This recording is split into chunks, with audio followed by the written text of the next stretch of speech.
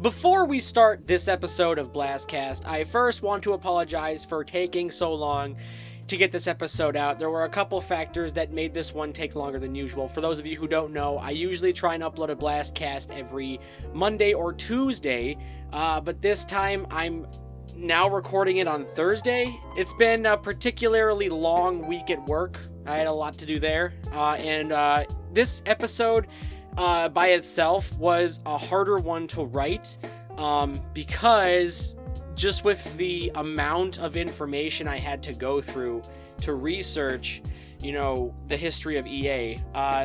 Believe it or not, there's been so many controversies because of EA that I literally had to go back and remind myself of all of them. So, without further ado, EA doesn't like being called the bad guys, and why I don't care.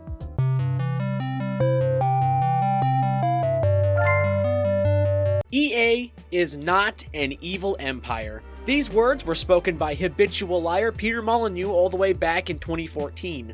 Words Molyneux spoke after EA was labeled the worst company in America, a title it gained by literally being an awful company.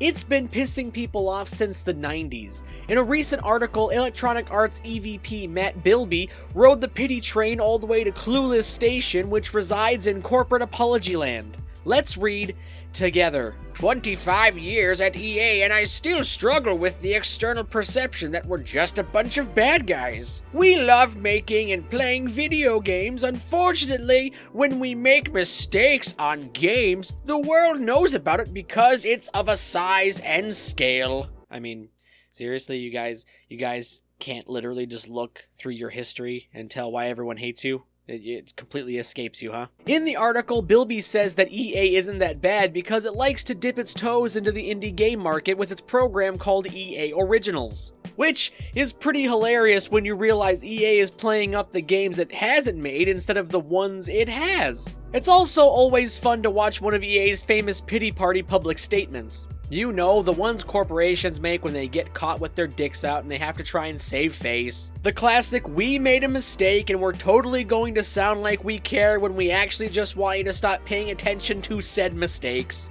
Hello 2018's Battlefront loot box controversy, how have you been? Let's go back a year ago to when EA claimed they made a mistake in the form of in-game gambling that also allowed players who spent money to gain unfair advantages in multiplayer. Of course, the lesson they learned clearly wasn't potent enough since just a couple weeks ago they didn't mind defending those same loot boxes at UK Parliament. You know, the loot boxes they all of a sudden don't want to call loot boxes because loot boxes look bad now. Those loot boxes aren't loot boxes now, they're surprise mechanics. I mean, do you consider loot boxes to be an ethical feature of your games? Kerry? Well, first, we don't call them loot boxes. I think that was... Whatever term you wish to apply to them, do you consider them ethical? So what we look at as surprise mechanics. But I think it's important to look at this. So if you go to a, I don't know what your version of Target is, but a store that sells a lot of toys, and you do a search for surprise toys, what you'll find is that this is something people enjoy. They enjoy surprises. And so it's something that's been part of toys for years, whether it's Kinder Eggs or Hatchimals or LOL Surprise. We do think the way that we have implemented these kind of mechanics, and FIFA, of course, is our big one, our FIFA Ultimate Team and our packs, is actually quite ethical and quite fun, enjoyable to people. We agree with the UK Gambling Commission, the Australian Gambling Commission, and many other gambling commissions that they aren't gambling. And we also disagree that there's evidence that shows it leads to gambling. Instead, we think it's like many other products that people enjoy in a very healthy way, and like the element of surprise. Okay, so just to be absolutely... I made a mistake! Let's jump back to the early 2000s with the spouse blog controversy. That's a fun one to remember. EA's famous pants around ankles moment where they were sued in 2 class action lawsuits after a blog post exposed the company for abusing their workers. You see, in the early days, EA had a bad habit of stealing wages. This wage theft manifested itself as unpaid overtime. You see, EA didn't like to pay their employees for working that overtime, while simultaneously forcing those employees to work insane hours, a practice you might know better as crunch. A mistake EA to my knowledge never repeated? Well, the wage theft part anyway. Crunch I'm pretty sure is still an issue. Hello, Anthem. But I'm sure that has less to do with the moral arguments against wage theft and more to do with the $30 million it was forced to pay those employees that sued it. I think the real mystery here is how EA claims it doesn't know why people hate them to begin with. They act like it's some kind of mystery that can't be solved. Perhaps we should all remember the thing EA is most famous for. Its ravenous appetite for studios, a practice where EA buys smaller studios,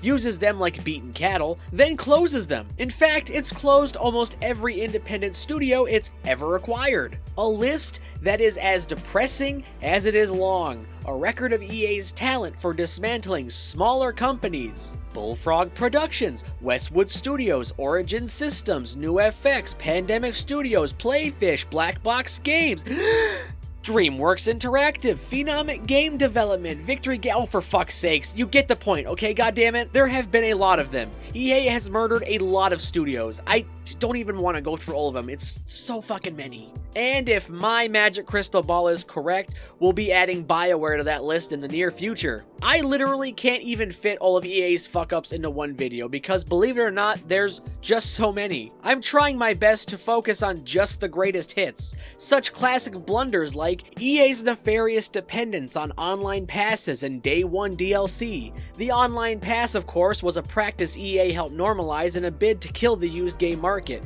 EA wasn't even sly about it. They came out and admitted they were trying to kill companies like GameStop, even putting them in fucking single-player games like Dragon Age Origins. A practice EA stopped because, quote, gamers didn't respond to the format. Because of course they didn't. I mean, what more would gamers want than to have to spend $15 to loan their friend a game? Everyone wants that, you idiots. I mean, who doesn't want to pay extra for a used game, right? That used game money should still go into EA's pocket for some reason. And who can forget about that glorious Day 1 DLC that literally no one can understand why it isn't just part of the full game? I mean, if you made it and released it at the same time as the full game, why not just make it part of the full game? Why am I paying money for it? Oh, right! It's EA. Their goal is to nickel and dime you. And God forbid if that Day 1 DLC is on the disc, because that is equally as bullshit, okay? If I'm buying the disc, I should just get whatever on the disc. You shouldn't have to have me pay $15 to unlock it. That's insane. How about EA's 2-year entitlement clause for Origin? That thing where EA thought it would be a great idea to delete your Origin account, including all the games you bought, if you didn't log into your Origin account for 2 years. Because of course that's what you do. Almost like EA is just stuck in this cyclical pattern of acting like morons, getting caught because they're morons, then publicly stating, oh, we made a mistake, but we'll learn from it in the future. Because EA clearly thinks you're too stupid to notice they do this. Which you all clearly do notice, because literally everyone I've talked to thinks EA is nothing but a sweaty shoe full of dead maggots. Perhaps this is why EA lost over 30% of its stock value.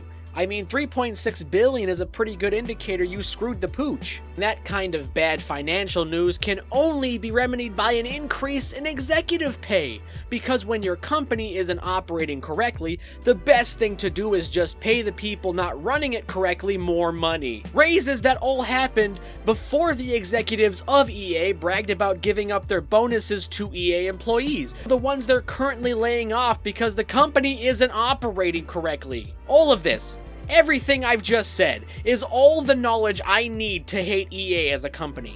I loathe EA with every fiber of my being. Every CEO that ignored worker abuse, every executive who forced a developer into bad decisions, every studio EA put in the ground, are all reasons I need to hate EA. And a big fuck you to all the gaming journalists who defend this company.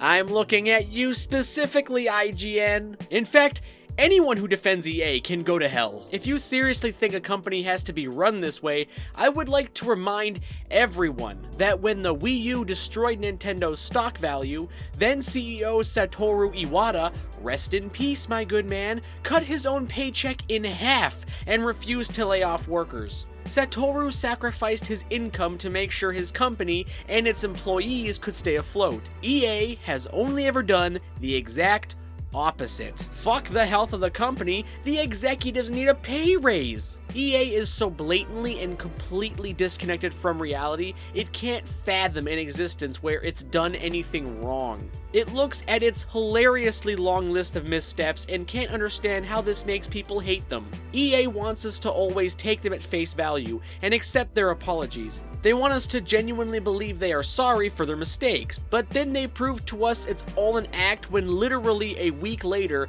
they're all acting like, once again, they've done nothing wrong. It's also worth noting EA thinks gamers just hate the whole company, which isn't true. I don't take any umbrage or disdain for the people who have to work under your umbrella. We loathe the executives, the people who run the company, and the people who make stupid decisions like ham-fisting microtransactions and crafting into Dead Space 3 after exactly 0 fans asked for it. Remember when EA held Dead Space 3 hostage by saying gamers had to buy 5 million copies or else EA would can the series?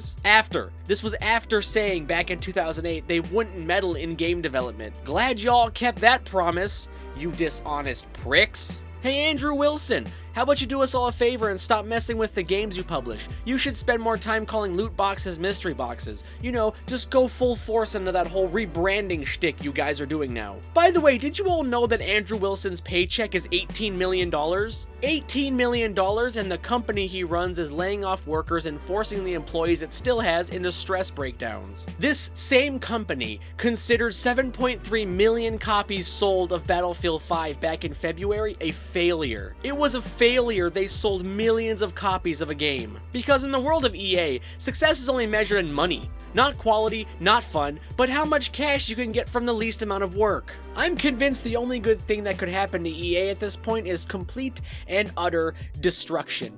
But from something cool though, like, I don't know, aliens or werewolves. Or maybe one day, Andrew Wilson will just put a little too much lighter fluid on all the dollar bills he burns, and the building will catch fire. We can all gather around the smoldering remains of EA and roast marshmallows off its seared corpse. And not once would I ever find that charred husk of worker abuse and gross executive incompetence something to be missed. EA is a company that throughout its history has taken every opportunity to completely fuck everything up. There is literally no better villain in the gaming industry than EA itself.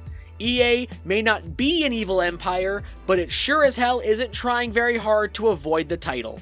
Yes, EA, we all hate you, and there's no one to blame but yourselves.